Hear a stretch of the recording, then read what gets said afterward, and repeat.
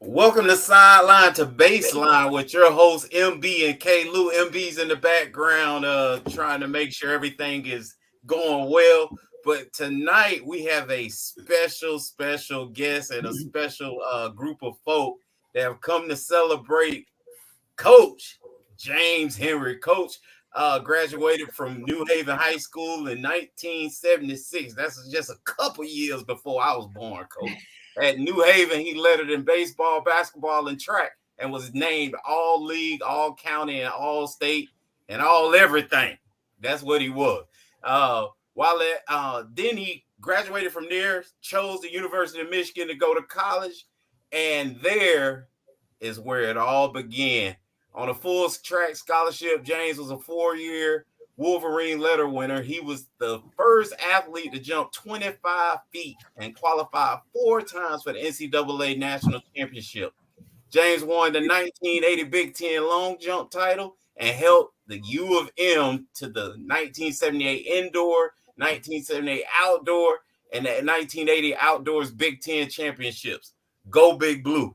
Now, this is where it really gets ridiculous, and I had to cut some of this off because the accolades is just purely amazing. Personally coached 3 athletes who became Olympians, 17 NCAA championship individual titles, 2 NCAA championships, podium team finishes. This is just him as a head coach and assistant coach for 40 years at U of M. Is that a hey K Lou, is that American 42 years number or pesos? Yeah, 46 total when you add him being there and graduating from there.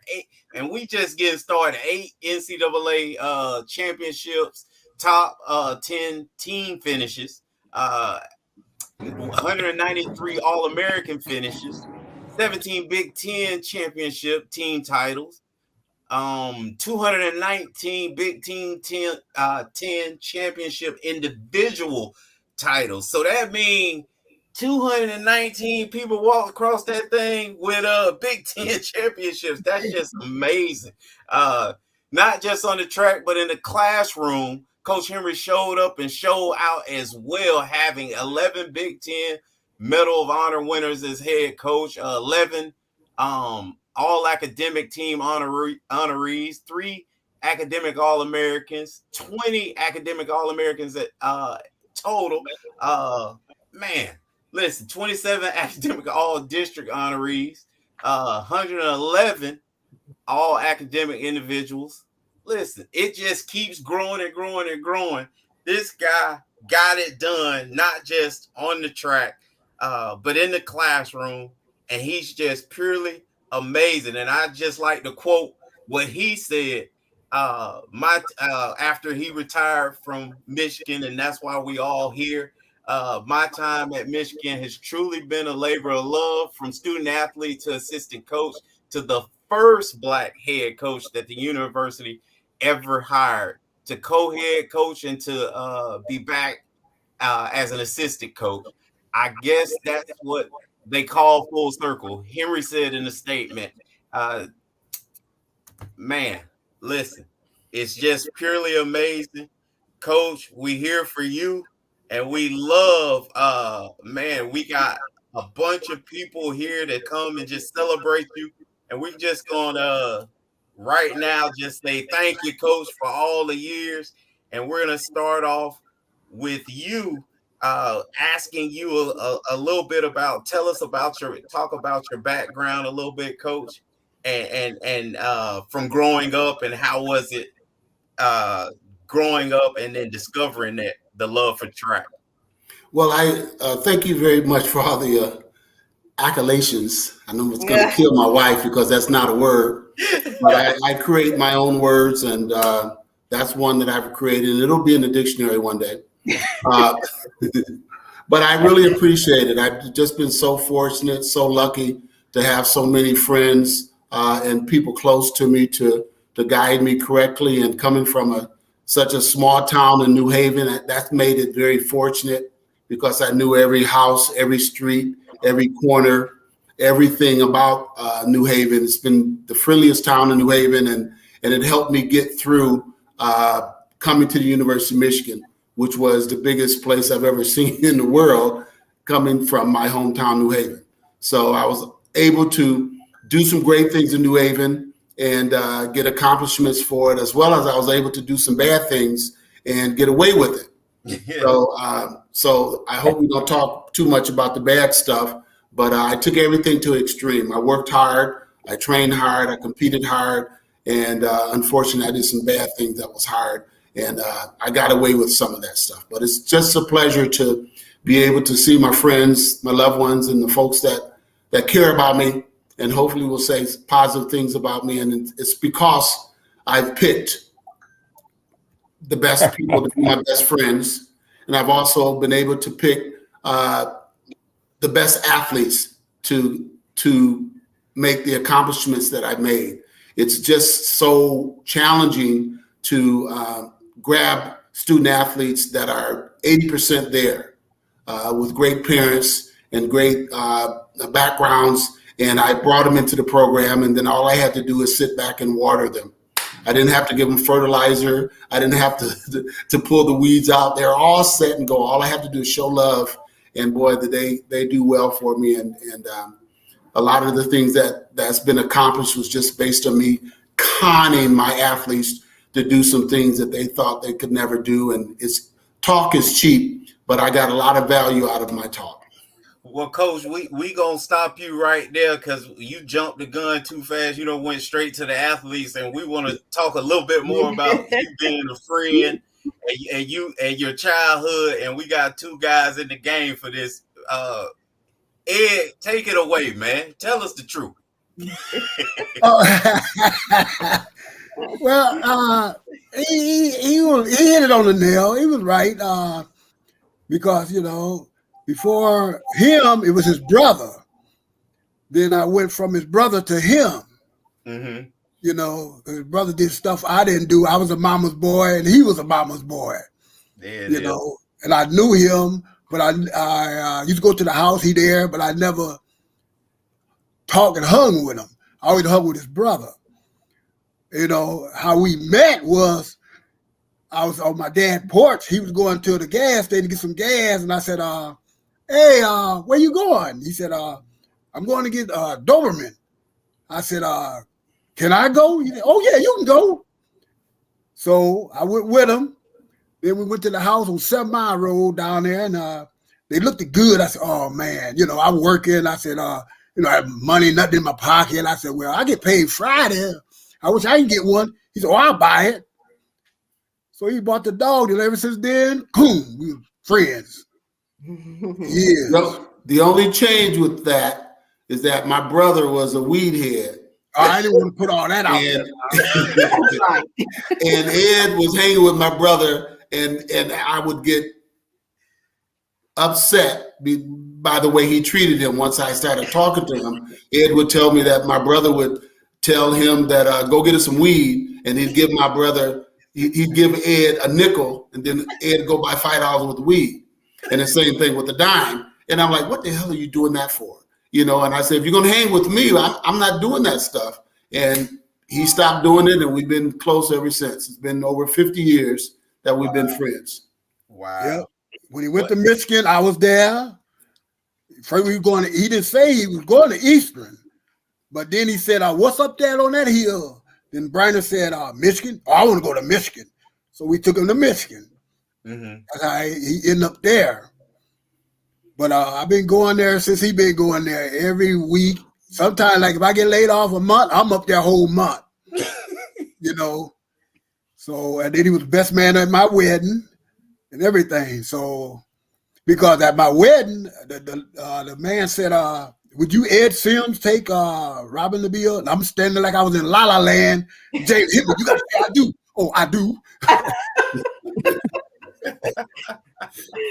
So good. He's good. He was a good friend, and like a brother, And then when we played softball, I was left field, he was left center. Everything we did, we was beside each other. Wow.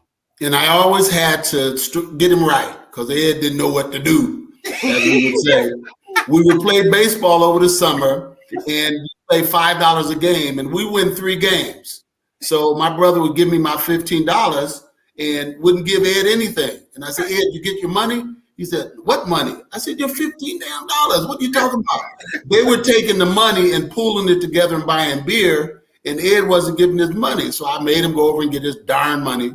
So I always had to push him to do certain things because he was just so laid back. That sort of bothered me a little bit. Yeah, but I didn't even know we was getting paid. Then I seen him get some money. I said, what kind of money you getting? And my money we put in. I said, they never gave me no money. Drink. So I always had to push him into doing stuff. So I was his guardian angel. So what was I? Anthony, we ain't gonna leave you out, man. Jump in there, talk to us about them earlier days. With the earlier days with me and James was mostly can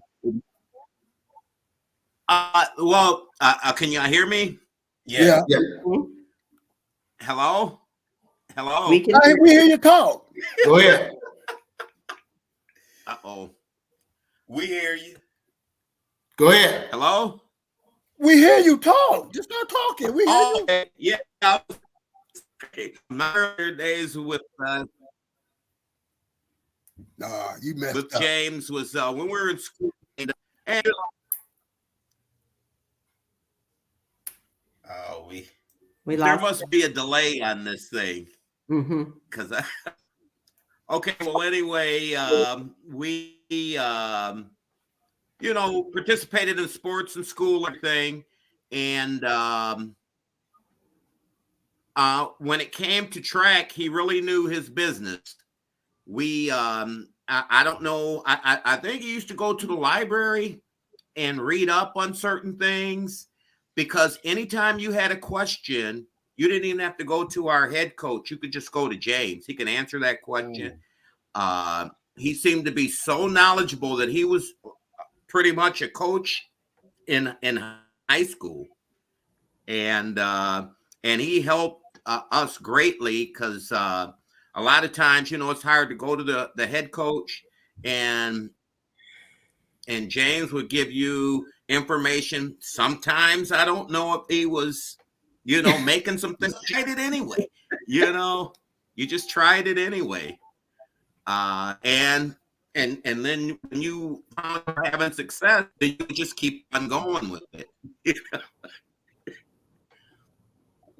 Wow. So, maybe that we came together. It was mainly with sports related things, and then all out together at lunchtime.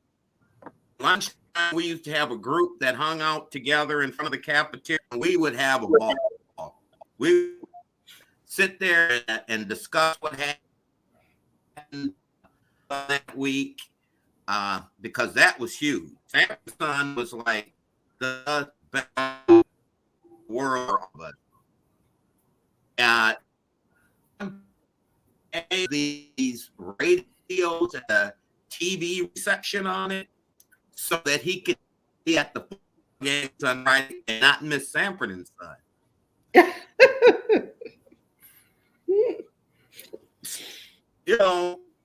That pretty much, we had when he started going to Michigan, me and we would go to Michigan at Bay tennis match against a Per Johnson, and they're just every weekend could, and we have that match.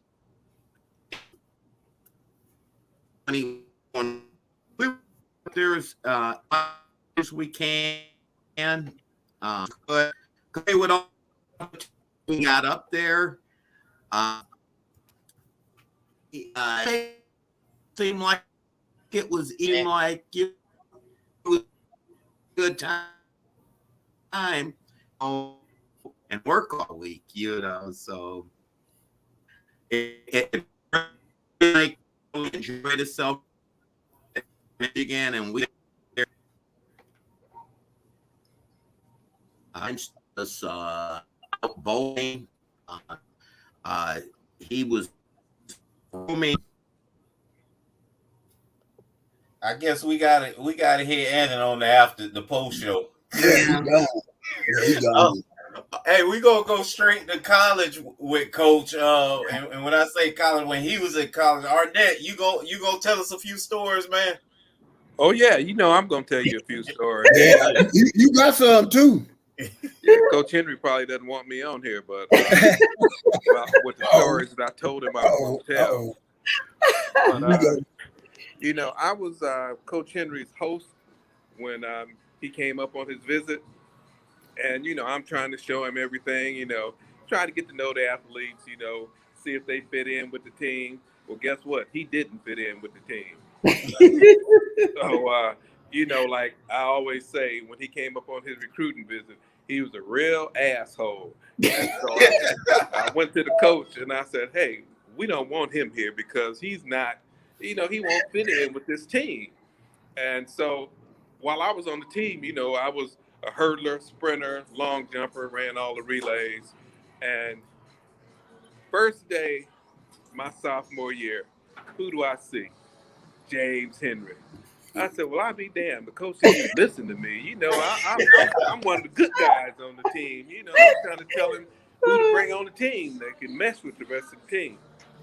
So what ends up happening, we don't talk to each other for probably the first month or so.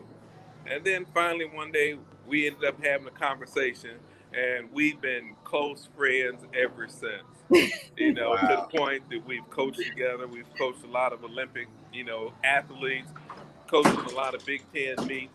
And it got to the point sometimes that we just about think the same about certain things, when we're coaching the athletes, how we think we can make them faster or changing up a relay or something like that. And, it's really been a very good relationship between both of us. I think he's, of course, one of the best coaches that's ever come to the women's track program, because he's really been the only coach there, that has, done some significant things, brought in some very good athletes, and, won a lot of championships. So you can stop breathing hard, Coach Henry, because I'm not going to tell the stories that I said I was going to tell. I really want to hear how he was an a-hole during the recruiting trip, though. What's that? Well, for one, it's like you try to get people excited about the school, about the program, and he wasn't excited at all. He was just playing hardball. Then, to top it off, he says, I want to meet the basketball coach. Because later he told me that his whole idea was to come to Michigan like he was going to run track, but then he was going to try out for the basketball team. So we've never had anybody come up and ask to speak to another coach or meet another coach or just act like they weren't even interested. And I'm sitting there thinking, this is the University of Michigan. We're the Wolverines. Why are you acting like, we aren't anything? So you've always been James Henry, James. Well, that story is true. With us that I just didn't get along with him on his recruiting visit. Well, the story is true, and that was my plan. I was up during the summer before the fall started, and I was at CCRB, which is the rec center, and I was playing with Tommy Staten and Dave Baxter and Phil Hubbard and Ricky Green, and those were players on the basketball team. And they said, man, you should try out. And I asked them, when was it? And that was my overall plan. And it turned out that Old Country, New Haven, we have our basketball season, and it ends in February. And then we had our track season. We didn't do that stuff early. So when he told me I couldn't go out for the basketball team, I said, you're a lie. I can go out, because it was just September. It was early. It was early in the year, and I went and wanted to head down there, and the coach called me and said, "Coach," said, "Henry, you got to come to practice." And so there goes my dream deferred. But I wasn't. I was just confident about myself. Others would call that a megalomaniac, but I was confident in me, and I didn't want these big time people from Inkster thinking that I was some wuss and you can walk all over me. So I was from New Haven. So I was trying to hold my own, trying to represent New Haven town. Yeah. Represent New Haven, New Haven. Because you started sounding like T.O. a little bit, Terrell. I love me some meat. Yeah, and the other thing about it, we became such close friends that, like I told you, I was a long jumper. I decided I wasn't going to long jump anymore. I was just going to focus on hurdles and sprinting because I wanted him to be able to make the traveling squad. So if I didn't long jump, so you took one for the team. Spot on the team, that's the kind of friend I was. See, there's always two sides of that story. There's his side and my side, and then there's the truth. My side was that I came in and I put him on the bench. He was jumping 23 feet. I said, that's okay. And I started jumping 24 plus, and I said, you better just take care of hurdles because you can't handle this. That's my side of the story. And you're sticking to it, huh? Numbers don't lie, Arnett. Yeah. Hey, I know. Hey, before we circle back on that, Arnett, I want to go to Top because I know she's on vacation in Mexico, and so I want to give her an opportunity to go ahead and talk. Go ahead, Top. Okay.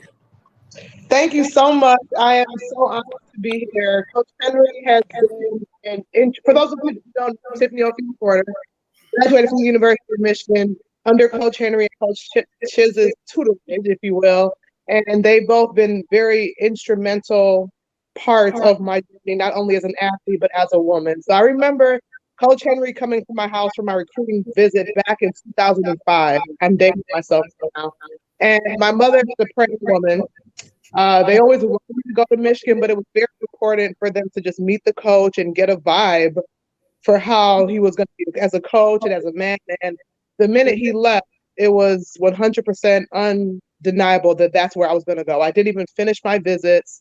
And my mom said, you're going to go to Michigan and he's going to do a great job. And she was completely right. My first year at the University of Michigan, Coach Henry and Coach Chiz helped me to win a Big Ten title.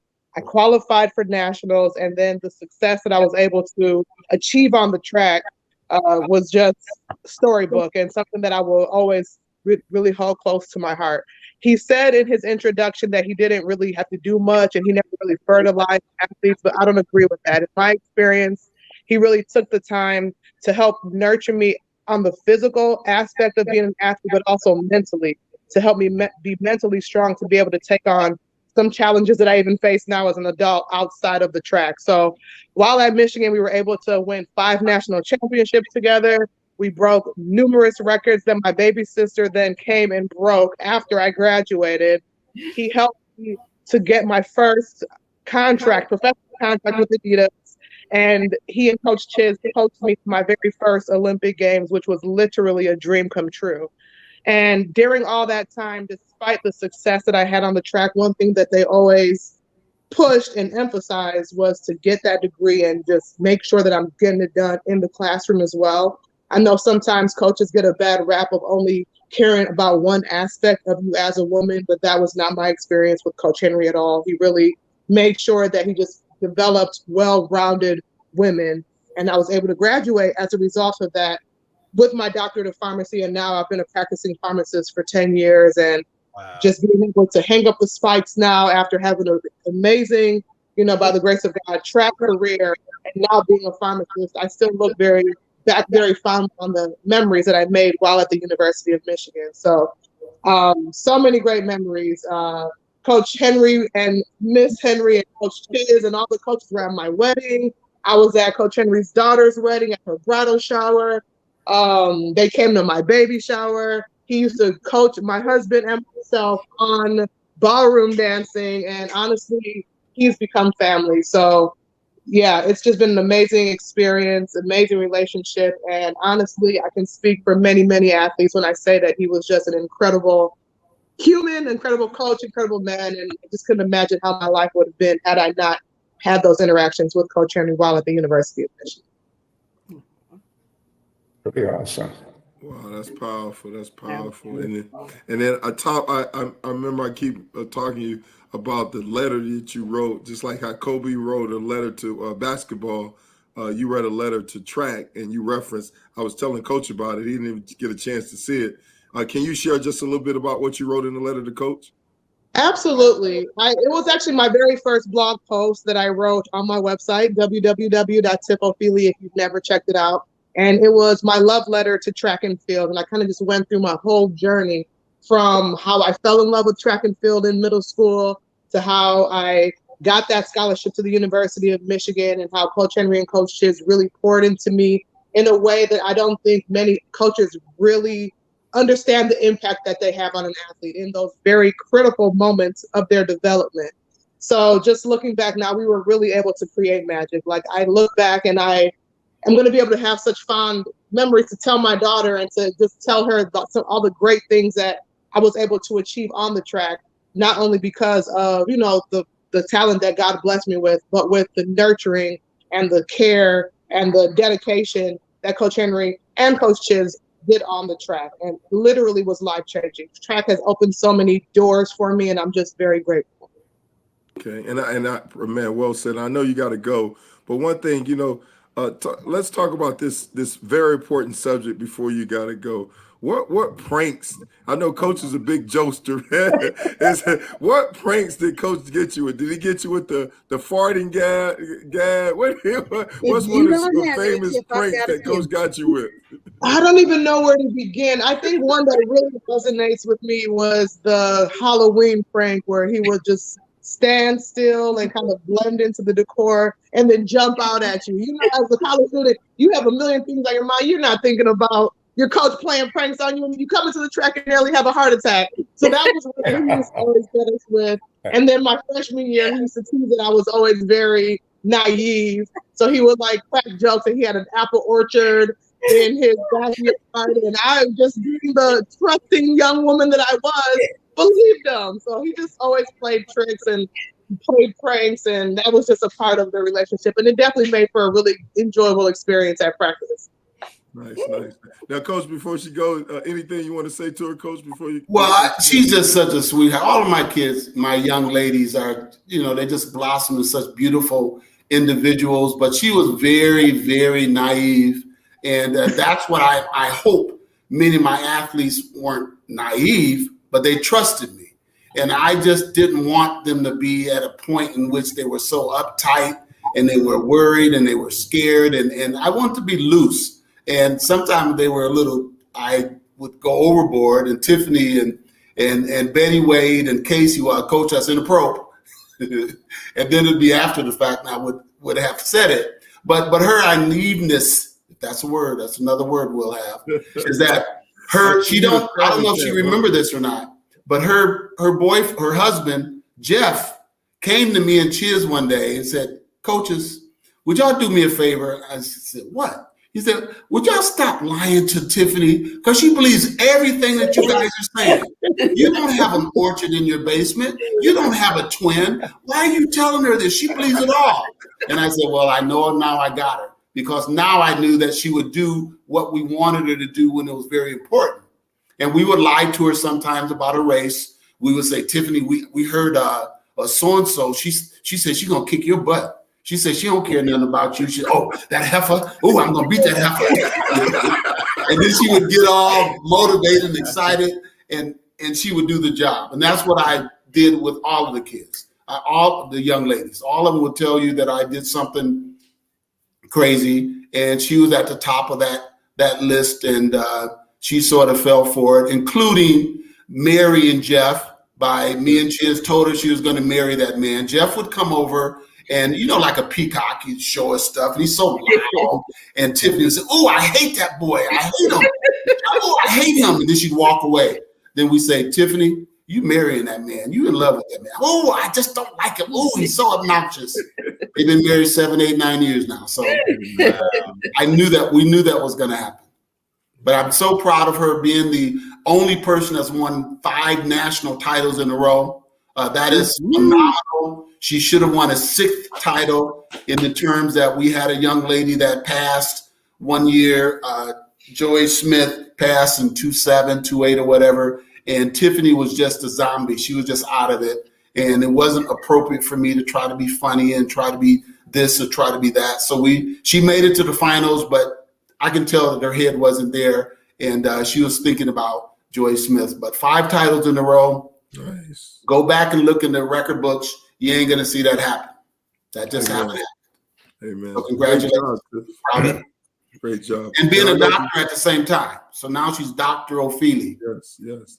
Got it all. Dr. Top. Dr. Top. Hey, Arnett, Coach Arnett, I know before she go, anything you want to say to her as well, Coach? What about his pranks or what? No, anything you want to say to Top before she go, because Tiffany got to go. Anything? Oh, Tiffany was one of our greatest athletes that we ever had on the team. Like I said, I kind of knew what buttons that I could push to make her run her best times. And I can remember her freshman year. It was outdoors when she won her first Big Ten. Indoors, she took 2nd place. And I walked up to her and stood behind her right before she ran and said, "You let that first championship get away from you. I want this race over with by the 3rd hurdle." And I'd be doggone if by the 3rd hurdle, she wasn't almost 2 hurdles ahead. And she ended up breaking the school record. I think she ran like 13.3, and her fastest time before that had been like 13.7. And everybody was just totally shocked and amazed that she could run that fast. But then she still wasn't finished. So, Tiffany has been one of the greatest athletes that we've had come through the University of Michigan. Amen. Great job, Doctor. Appreciate you. And she did it the right way too. No drugs and nothing like that. Exactly. Thank you so much, guys. It was an honor to be here, Coach Henry and Coach Shiz, and thank you so much for all that you've done. Your legacy will live on, and all the athletes that you touched. Enjoy yourself, sweetie. Proud of you. Thank you. We love you. Thank you so much. Tiffany. You're welcome. Bye-bye. Hey, now speaking of buttons, Coach Arnett, he left. I'll run with you. Speaking of pushing the right buttons, Coach, tell me about this prank that Coach was telling me about when you was at I guess y'all was at the Big Ten tournament, and he said you called all the girls into the room and y'all set them up, and you had a button where the fart button, and you had this button on that. I especially the big meets, I would make sure that meets were a part of what I would do.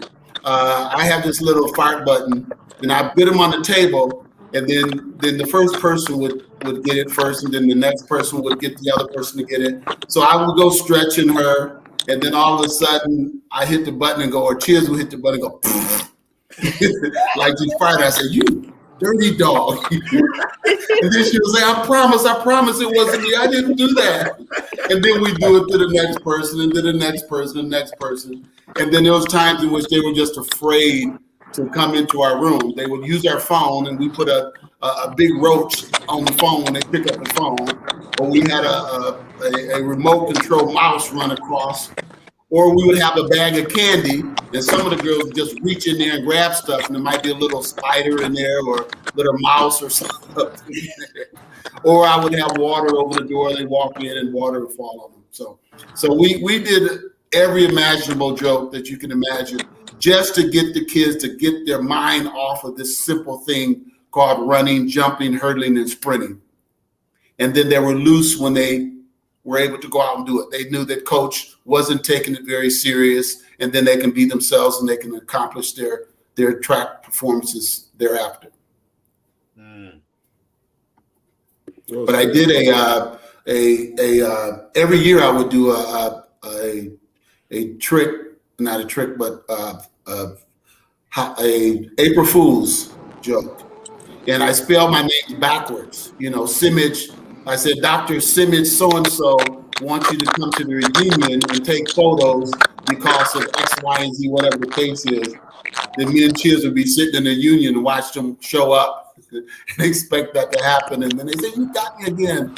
So jokes is what I'm all about. My wife will attest to that. She tells me I'm a big joke anyway. So May I please Well, tell this one? speaking of your wife, Coach, can you talk about the first time you guys met and how you came about dating and all that? well, she chased me until she got a hold of me.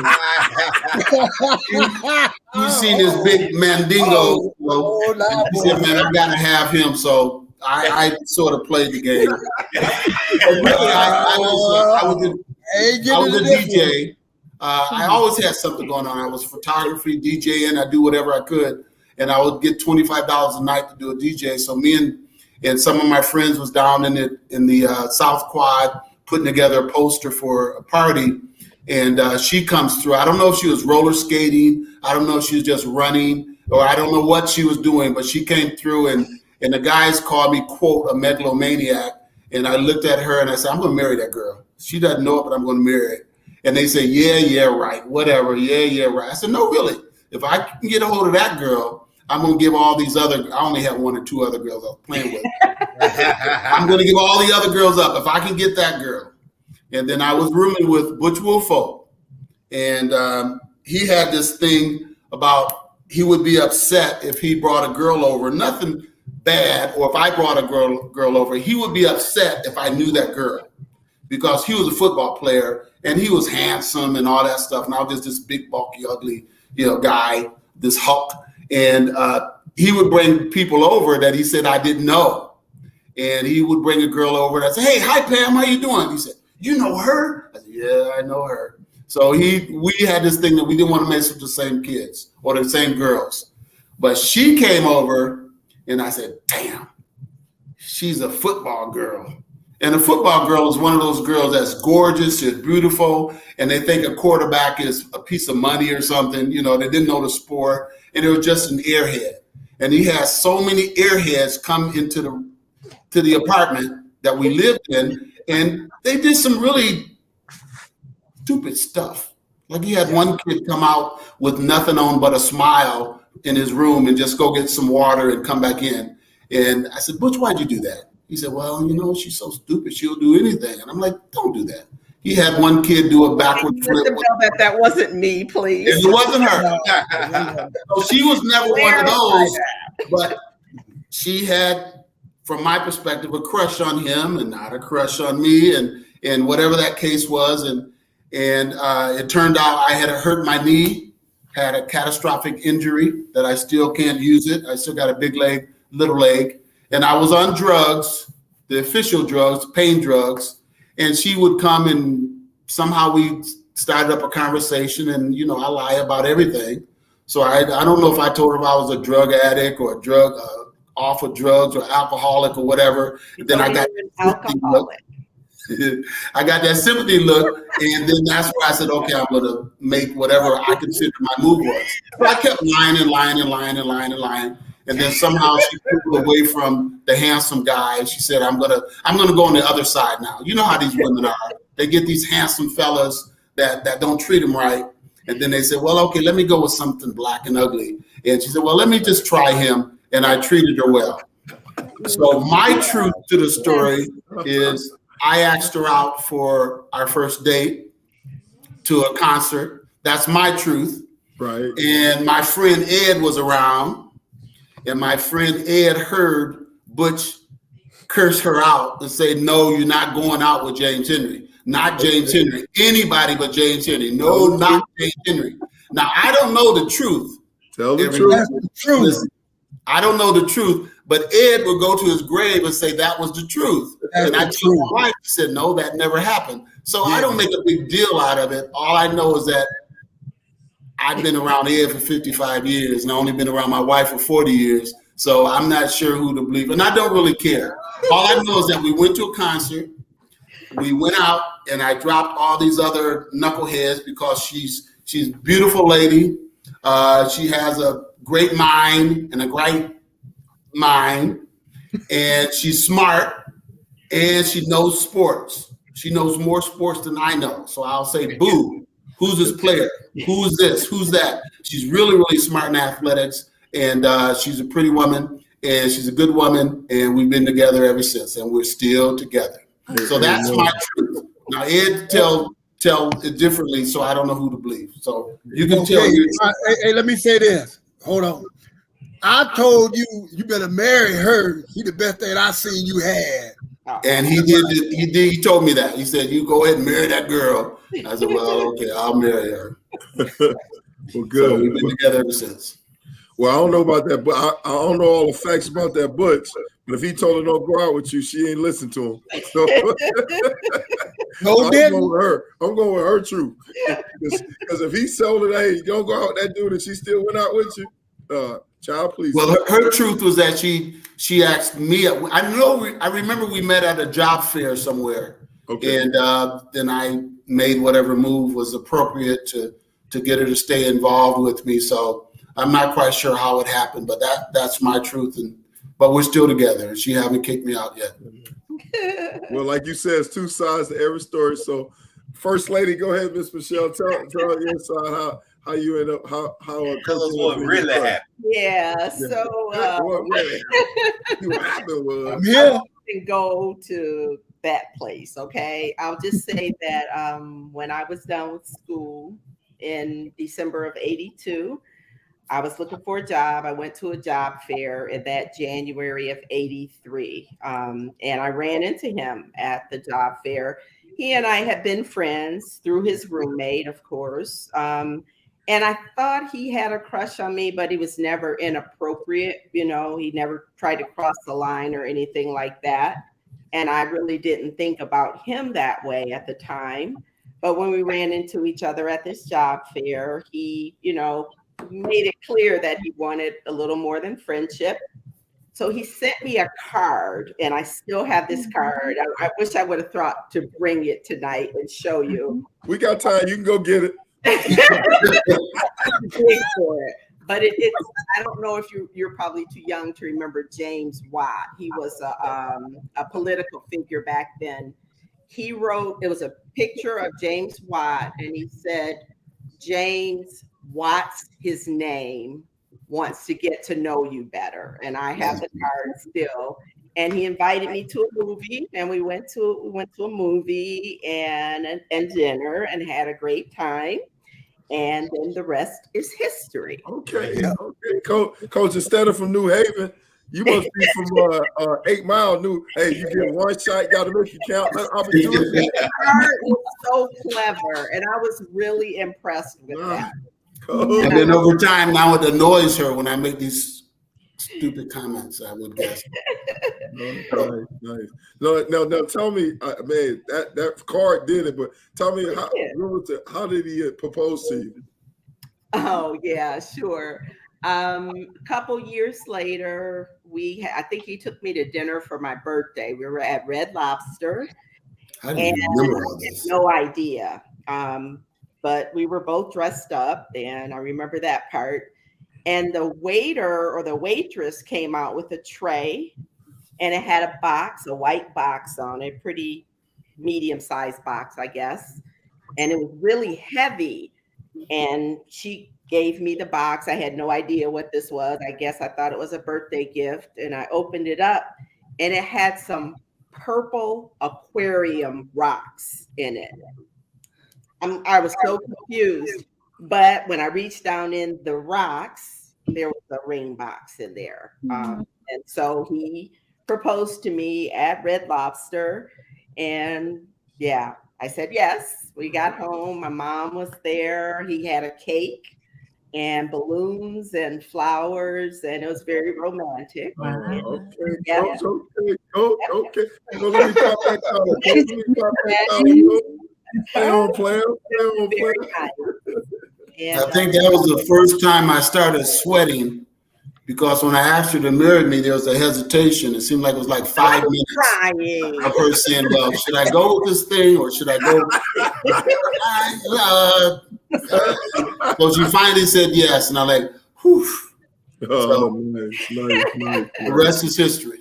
Yep. Nice, man. That's We've awesome. been married for 35 years. Yeah, it's awesome. And I was talking to your son earlier today, Coach, and man, he said something outstanding. He was like, basically, like he just wants to be like you. And I mean, he said the example that you set as not only as a father, but as a husband as well. Because I say, man, did he set the bar too high? You know, it's like he said, no, he said it right.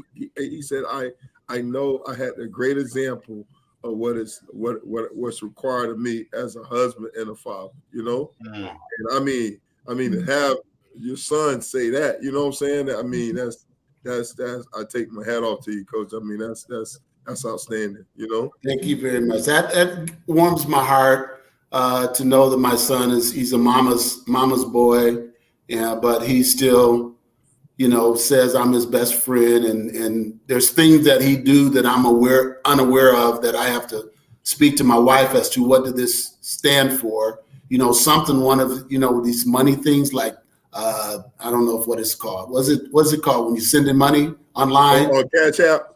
One of the Cash Apps. It said, what it is? It says something about me. Second. It's the second JEH.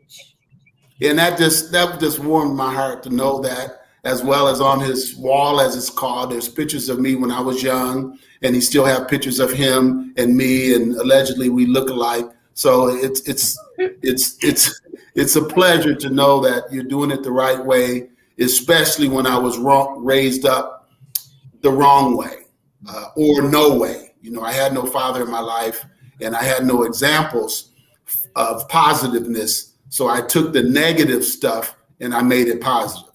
So I've had brothers and sisters that had women that they were hitting on and doing bad things with, and I said, I'm not going to do that.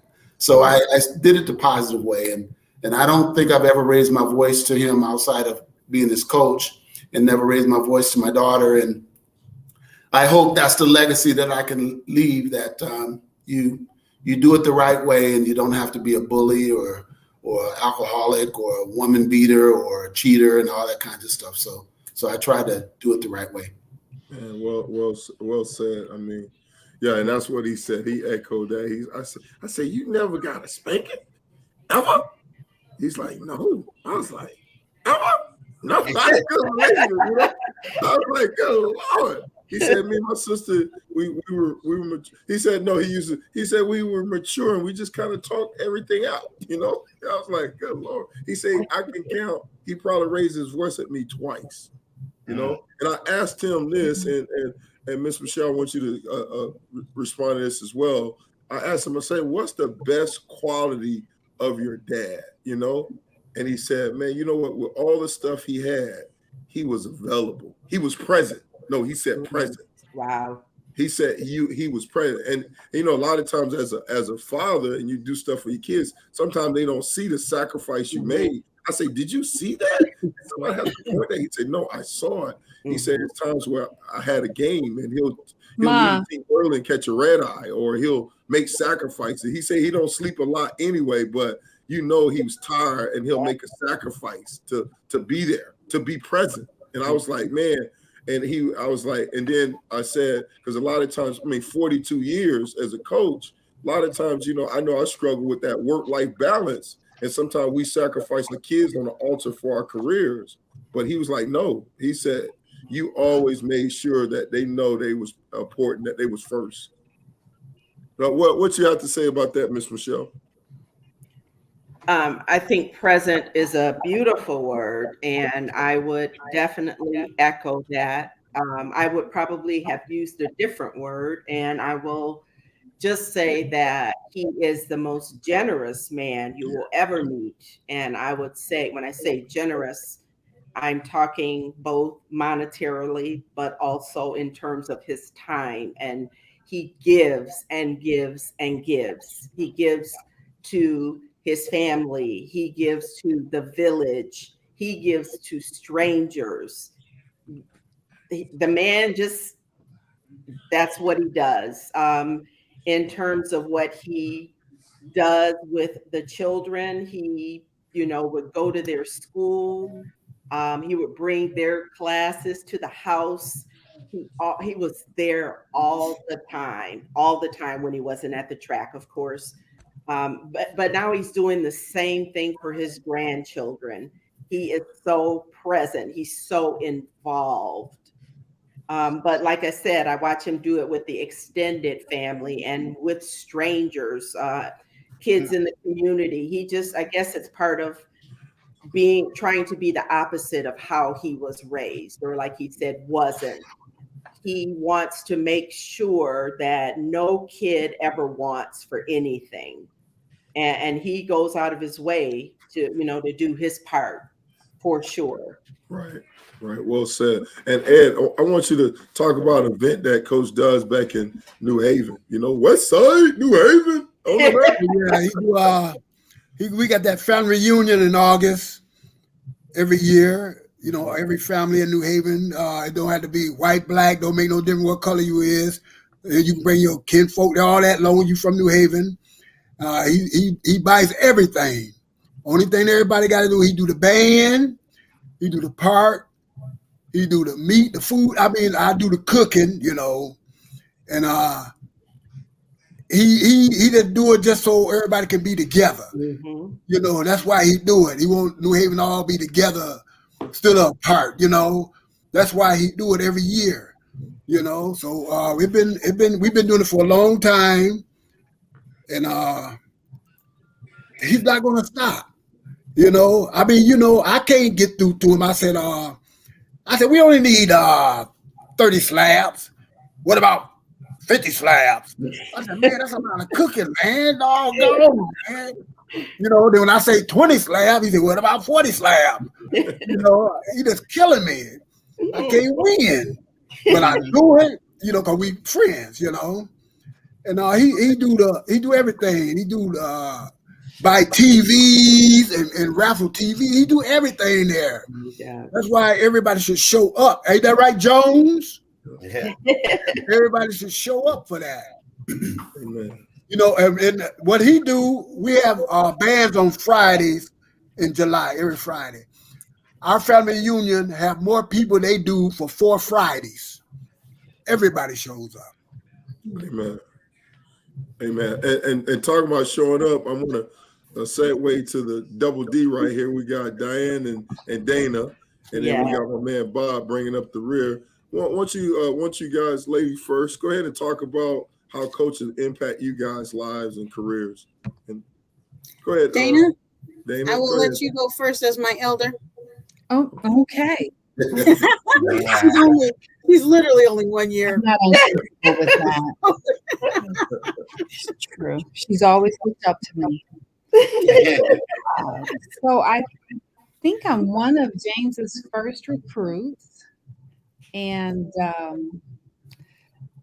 I was really touched and inspired when he let me know that he was recruiting me for track, and I came up my senior year for an indoor meet, and I'd been like second and third in the city and set some Cast Tech records. I got up there and an 8th grader beat me in the finals for the 60. So I was sick during my recruitment trip. And I told Joyce, that's it. That's it. It was good meeting you. It's great being on campus.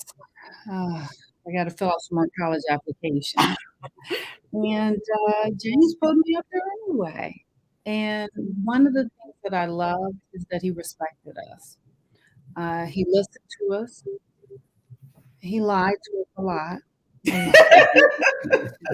You all have these pranks now, but they were just lies. I was one of the first people to hear that he had a twin, and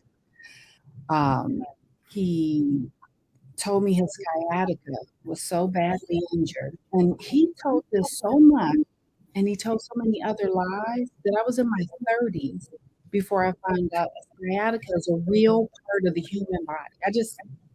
I didn't know, because he lied all the time. But he also kept us encouraged. And when I was running and we were about in the middle, you know, fifth place, fourth at the championships. We paved the way for Tiffany, right? We held the middle, and each year James got it out there, and our times improved, our places improved. So he believed in us, believed in what we were doing. He pushed us education wise, and I gave him some struggles. I fell in love during undergrad, and I made a lot of bad choices. And James said, "You know what, girl? You better get your grades back up, stay focused." 36 years later, I'm still married to that man, two beautiful grown children. James believed in us, and he was at our wedding and there and supporting us. So thank you so much, James. And I can't believe you got Michelle. But, we were together like, oh, how did he get her? So well done, James. And we were at that I'll wedding. turn it So over to you, Diane. My story is a little bit different in that I share a couple of things.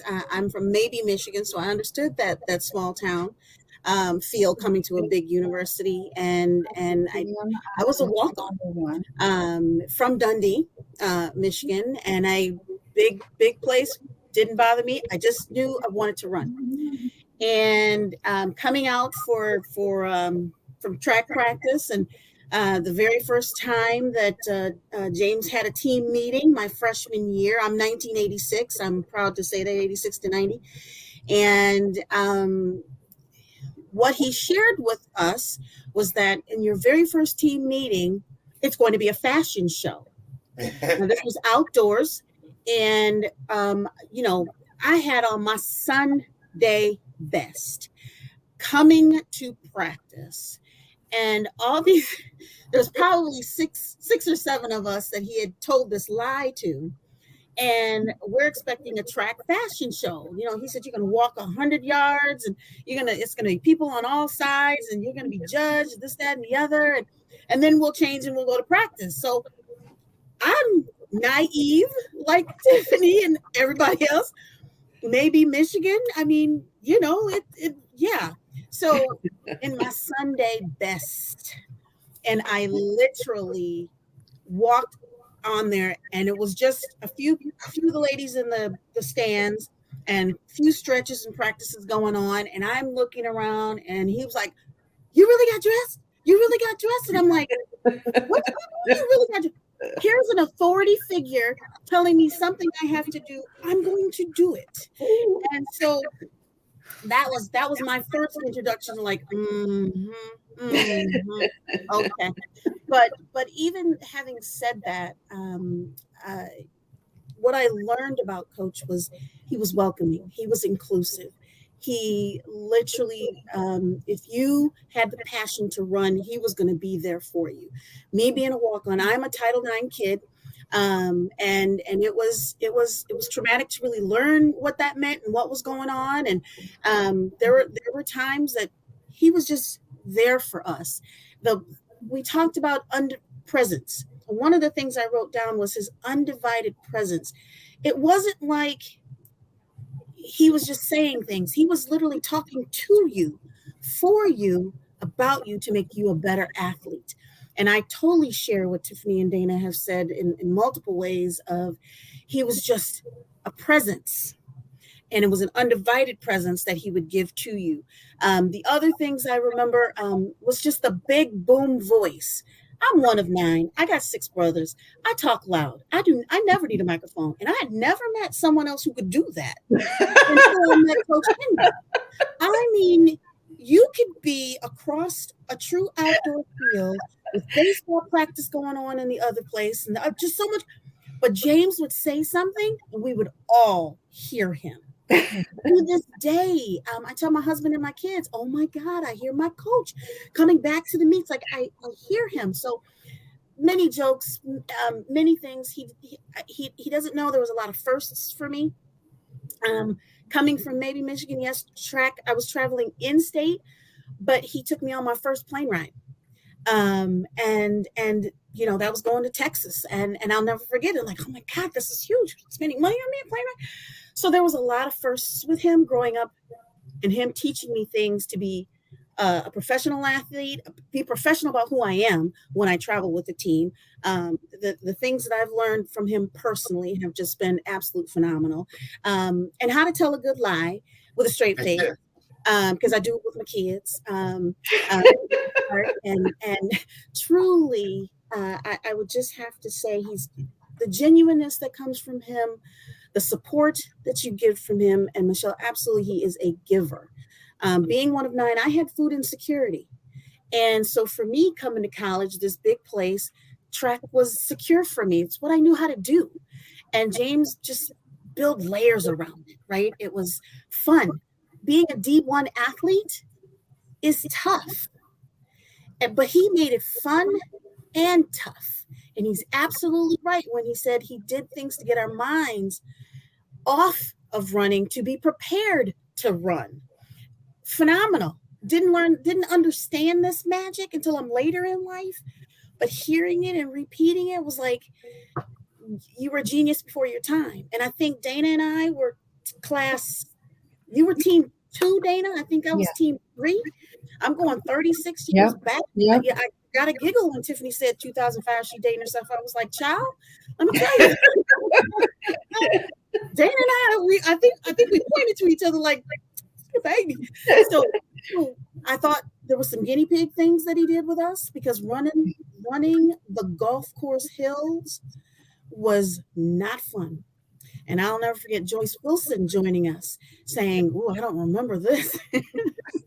And there was just so many wonderful moments that hurt, because track practices did hurt. We sweated, we did our things, the hills and whatnot. But we did it for our coach, and we did it for our team, and he built that. He made that. And with that strength, I graduated undergrad, graduated grad. Absolutely. My work is connected with the World Health Organization and the CDC, and what I do for the University of Michigan, and all things health and well-being.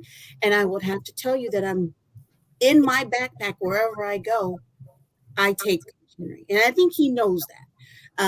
In that particular way, because he's taught me so many things, and so many things that I've carried on and carried forward to my student athletes.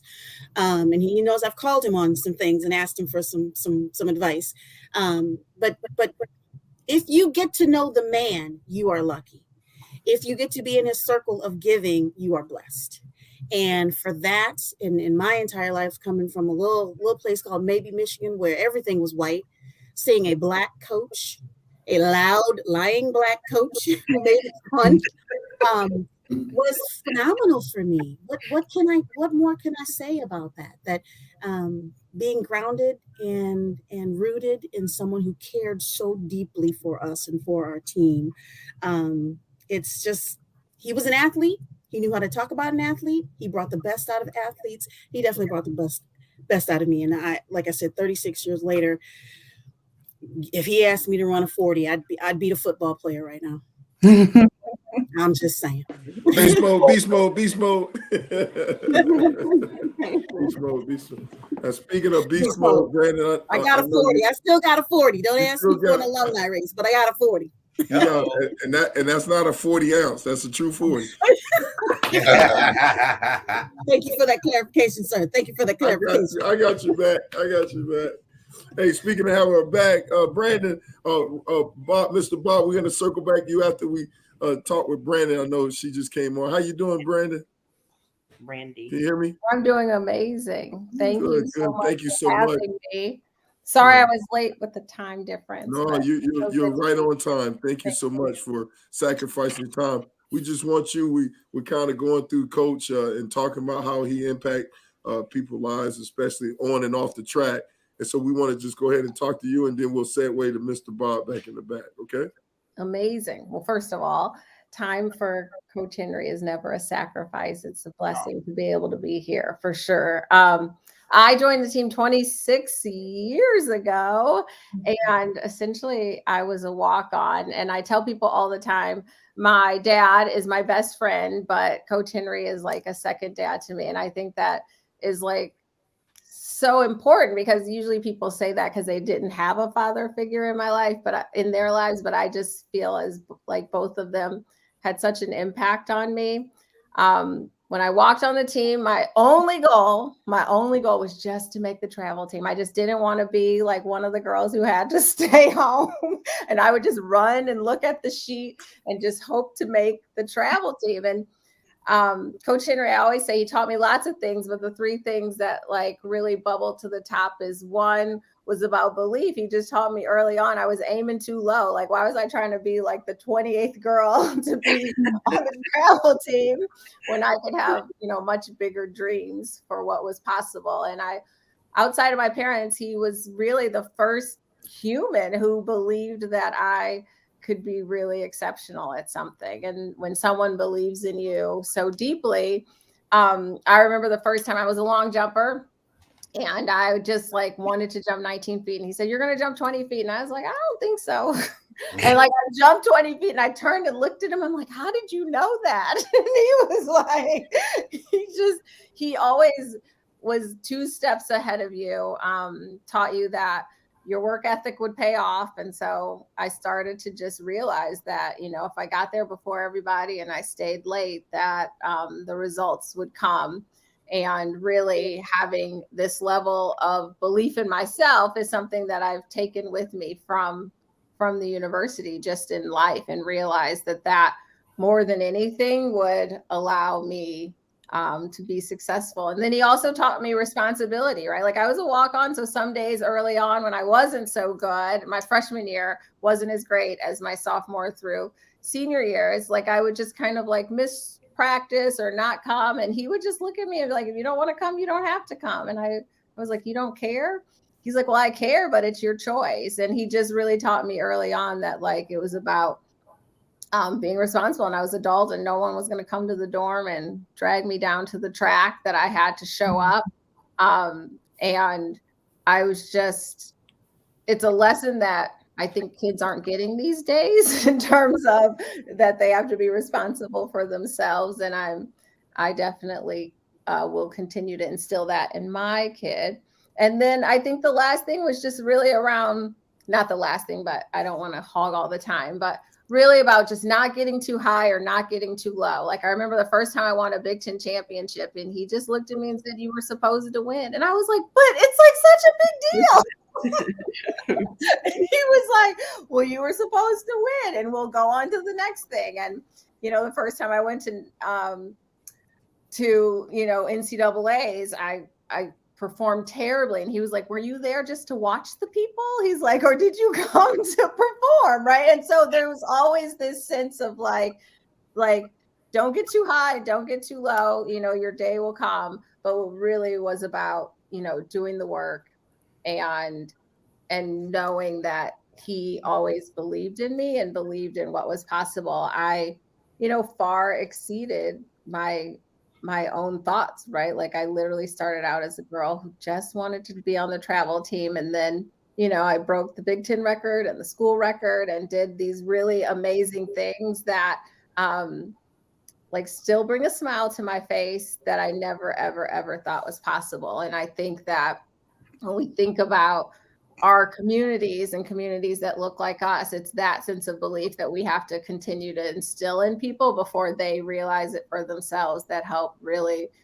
uplift people and change. And so I know that my sentiments, what I love about moments like this is that my sentiments are echoed by the hundreds of people that he has impacted. And so I think what makes it so special is just that, like, my story is just like the next athlete's story, just like the next athlete's story, because even though I am absolutely his favorite, he treated everyone with Oh, no. I was his favorite. No. I got favorites. So that was a version of a favorite. And please let me say that I called my mother and told her that I've got a college coach saying I am his favorite. And then I heard him tell Dana, and then I heard him tell Sophia. And I was like, I had to call my mama back, and I was like, no, I'm not his favorite. But the difference is I never call my mama back. I know I'm his favorite. He's just telling the rest of y'all, but I know I'm And I just want to add that one of the things that struck me when I ran for Michigan is I went from being the best in the city to like the middle of the Big Ten. And I said to James my summer before my junior year, I want to try the multi-event. I've been watching these women. I think I can do this. And James was like, you run the 1 and the 2, but let's do it.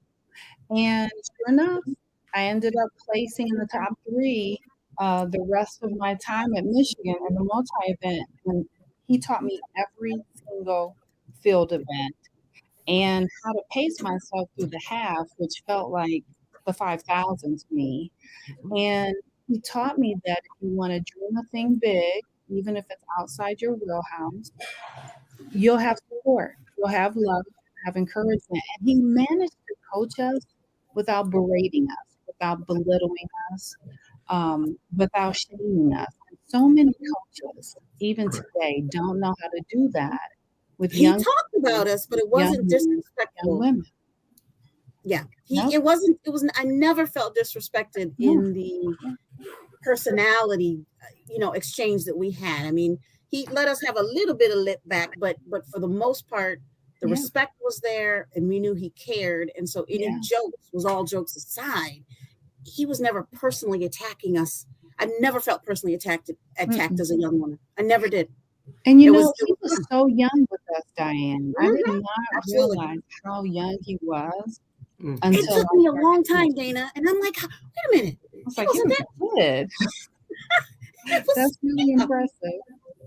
Wow, that is. Coach, who impact your coaching style?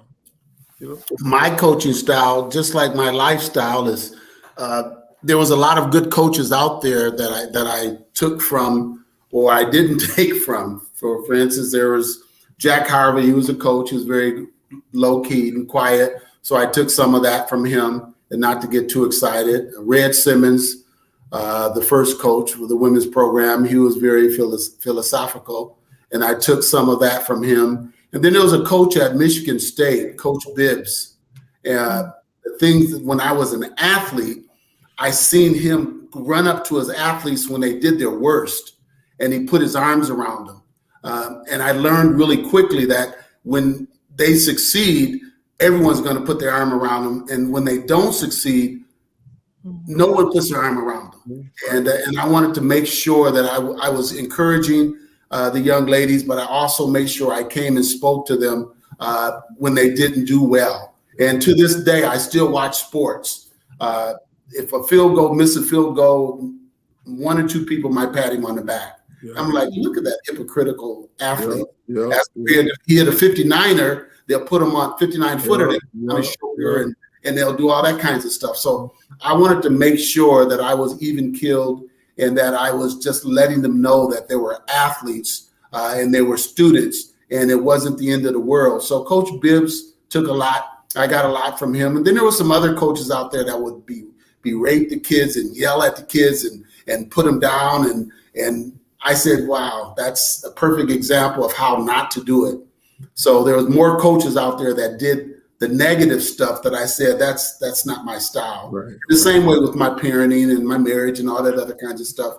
I tend to do a lot of things that I would say, this is how I wanted to be treated. Right. I didn't play football because they hit on you and they banged on your head and hit your shoulders and hit your chest and yelling at you and grabbing you by the jersey and stuff. I'm like, I can't respond that way. So I wanted to make sure that I did not do those kinds of things as a father, as a parent, and as a husband. Well, I mean, well said, man. Yeah, sticking to your belief and that, and one thing that you keep radiating is just your belief in other people. Like you empower them to believe in themselves, you know. And Bob, I want you to talk about how Coach powered you to walk again. He got some like healing hands going over there, man. What's going on? Talk to me, Bob. Oh, hold on. Let me see. We can't hear you. Unmute. Bob, hold on a second. You got to unmute. Can you mute? Yeah, hit the unmute button. There you go. Can you hear? That's better. That's There better. we go. True. We just got, I was running out of power and it was starting to get dim. Oh. And this flasher came on and I'm thinking, oh no. It's charging. It's good now. Good. True. Well, listening to all these accolades, I can add a few, but the one thing that Coach gives is a sense of confidence. He just lets you know that, hey, this can be done, and you will do it for him. And I ran into that.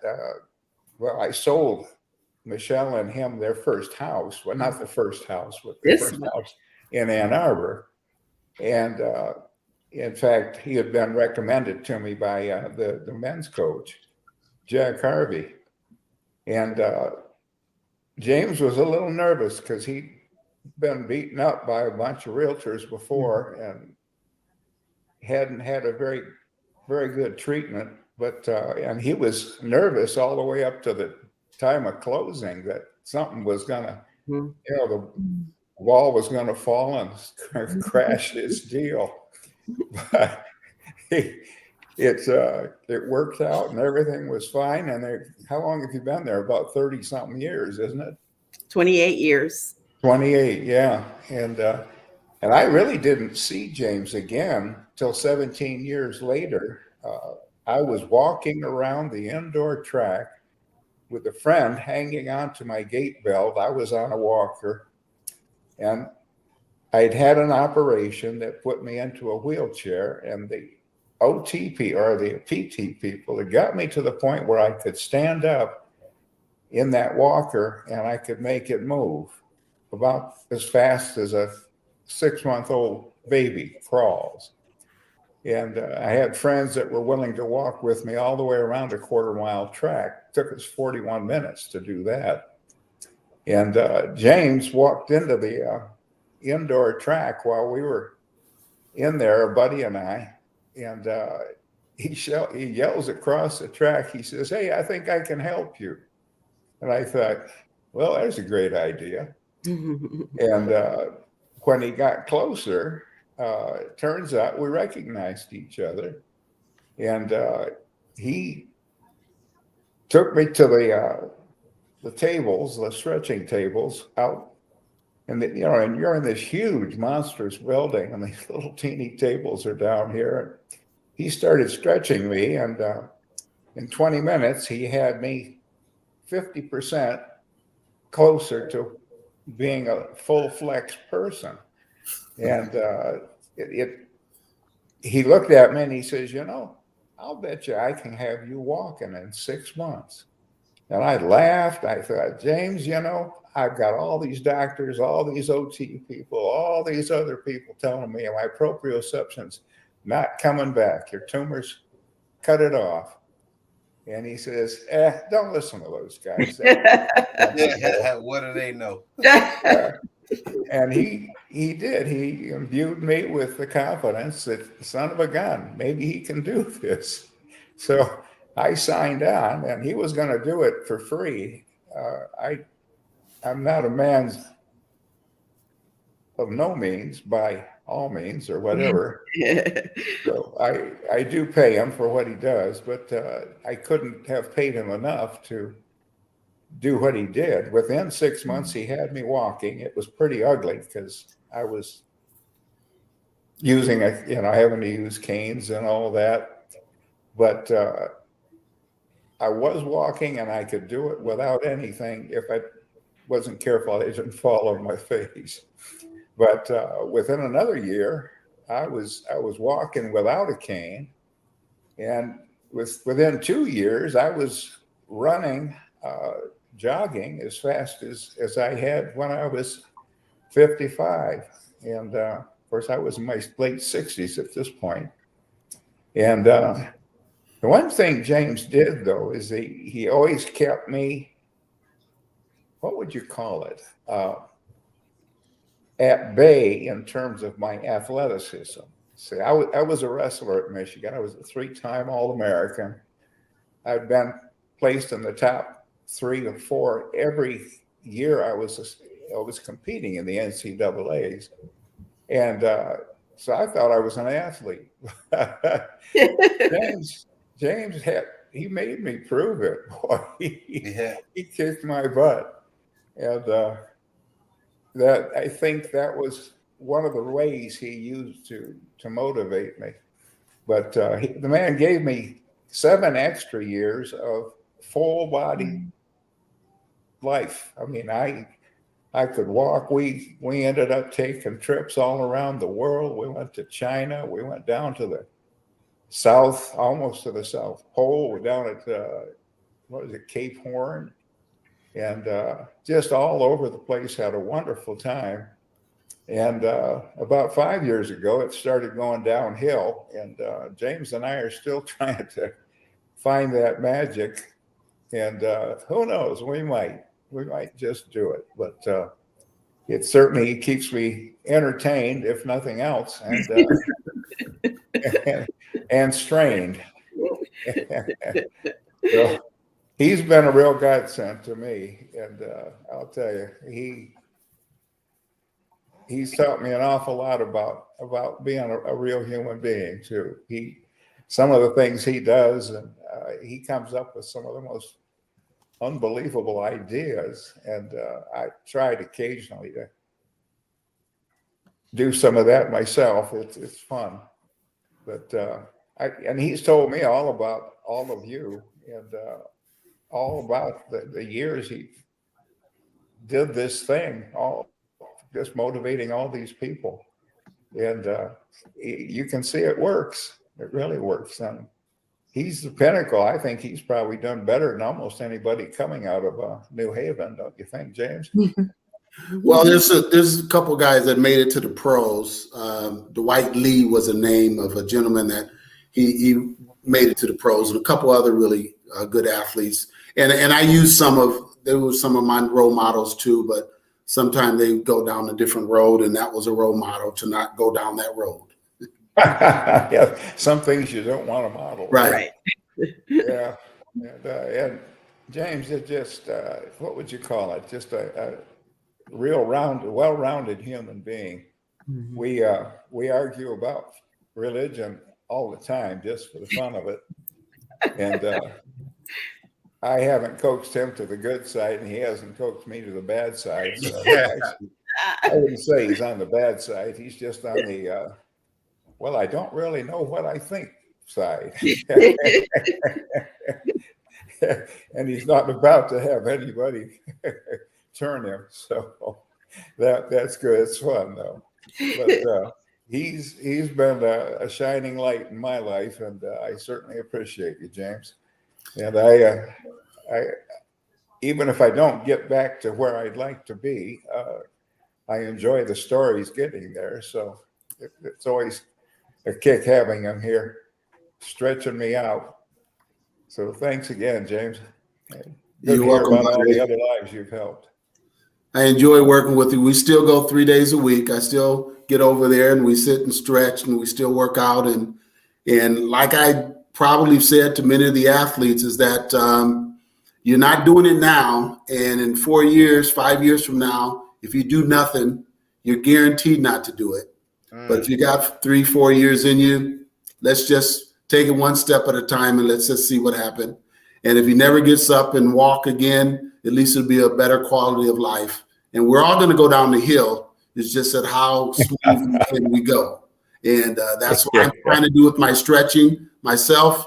And that's what I do with you, Bob. But one thing you did forget to tell him is that I got you dancing. Yes. So I got you in the ballroom dancing. I was so pleased to see Bob out there double turning and doing the reverse turns and the lady walks and all that stuff. So that was still kind of fun. So yes, we all ride high at a certain point, and then we could go to the other side. We're going to go down, and I'm just going to take that ride with you and make it as smooth as possible, buddy.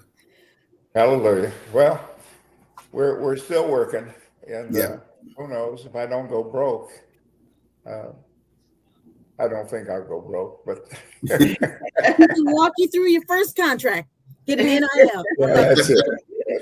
That's it. Well, he let's put it this way: he was the absolute only person who thought I could walk again.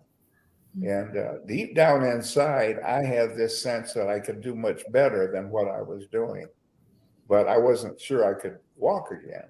And he told me that, and he said, "Yeah, I'll get you walking." And I thought, well, this is a good gig. Let's try it. And son of a gun, it got me going. Got 7 more years of hot living. Wow. And even dancing. How do you like that? Yeah. Great. Well, I hope my testimony hasn't drugged us over into the beyond midnight. Oh, I guess we're okay. I'm not sure how far we were supposed to go. But great. Well, I thank you all too for your all your I call it testimony, but all your experiences with James is just phenomenal. Mm-hmm. He's the only man that knows the human body so well. He knows the human body better than any physician I've ever met.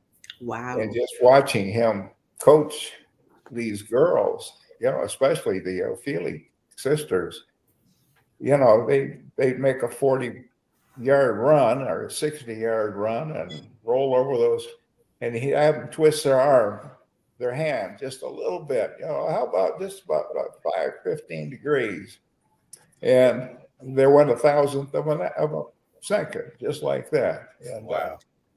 So you do that 50 times and you've got a pretty good arrangement. So yeah, he could bring the best out in all of them, that's for sure. I'm through. But yeah, you gotta love James Henry. The one thing I always thought would be fun to be, he used to have those when you had all of the girls do the pop dance, or what would they call that? When you had them all at the airport in a public spot and they'd all of a sudden break into a dance. Flash dance. Flash dance. And I always thought that'd be more fun to do with a group. And the way you described it, it was pretty cool. Yeah, I've done a couple pranks at the airport and it didn't work out that well. Because you got to be a certain decor and you can't make so much noise. And we had a couple complaints when I did a few things that the kids responded accordingly, but then the public wasn't too crazy about it. But Bob, I appreciate you, buddy. I think you're a good guy, and we're going to keep working on this as long as I can move and I can move you. We're going to keep moving, and we're just going to keep at it, take it a day at a time. That's it. And I got you 11 o'clock tomorrow. I'll be there. Hey, don't be setting no appointments, Coach, on here. Hey, we trying to celebrate you. We appreciate you. We want you to say a few parting words, Coach, and then we're going to shut it down. You want me to say a few closing words? Exactly. Well, I appreciate everyone here. I try to make everyone special, and they all are my favorites. My favorites from Dundee, my favorites from Cass Tech, my favorite Brandy. She was such a spark plug, and boy, she was more like me than you can imagine. You heard the story how a-hole I was early in my career. She was just I love her to death. She was just a spoiled brat. And I brought the best out of her, and I bring the best out of all the kids. And the timing to retire has been very appropriate, because the things that I did and said to those kids, those young ladies now, back then, I think I would have been reprimanded or fired. Because some of the things that I said to Brandy, I hope and I think it stood her up and made her say, okay, I got it. I'm ready to go now. But now, you can't say some of those things. So I appreciate all the kind words. I appreciate everything that you've done. And it's always been my goal in life. And I said this to my wife many, many times, is that why are people talking kind things about that person in that casket? Yep. That person can't hear that. What the heck's going on? Why don't they say it before they go? And as far as I know, my ticker is still ticking, and I'm here. And to hear the compliments, it just makes me feel so good and warm inside. And now I can, when I do go, you can just say, we already said it, and he heard it, and he knows it, and I'm real happy for that. Hallelujah. MB, you on mute. I said, wow, that's powerful, man. Thanks for sharing that, Coach. That's awesome. That's amazing. Well, we thank y'all for coming. Yes. We thank you guys for coming and supporting Coach, and that's exactly why we do this, to give you your flowers while you're here, Coach. So we appreciate I really appreciate it. I feel really good inside, and I know my young ladies care for me, but sometimes seeing it is or hearing it is important. And I've learned with my wife that sometimes seeing it also is important. Is that the unfortunate part is that the kids are with you for 4 or 5 years and then they move on, but they don't move on because they're still in my life, and I still see them, and I still talk to them, and we still share our stories. And someone like Brandy, she had a child, and that kid was maybe 2 years old, if that old. And the first time I met him, we clicked, and we had such fun. And it's like, gosh, I want to do this more and more and more. And that's what I want to do now. I'm very childish, as my wife would say. So I want to continue working with kids, and I got a grandbaby coming, a third grandbaby coming any day now. I'm looking forward to playing with her, and that's why I do my stretches and do as much as I can, because I want to be able to throw her up in the air when mom and grandma's not watching. I want to put her on my back, and I want to continue to do that. I want to work with the next generation. So I appreciate everybody. Thank you. Thank you.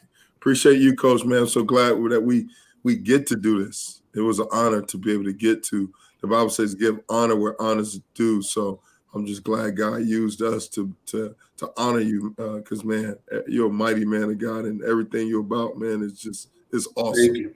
Thank you very much. Awesome. Thank you. Well, thank you guys so much for coming out. To Baseline with K. Lou and MB. We appreciate y'all for coming. God bless you, and good night. Bye-bye. Thank you. Good night. Good night. Thank Take you. care, everybody. Appreciate y'all. Y'all my favorites. Good night. Bye-bye. All right, bye. Bye-bye. Get out of here.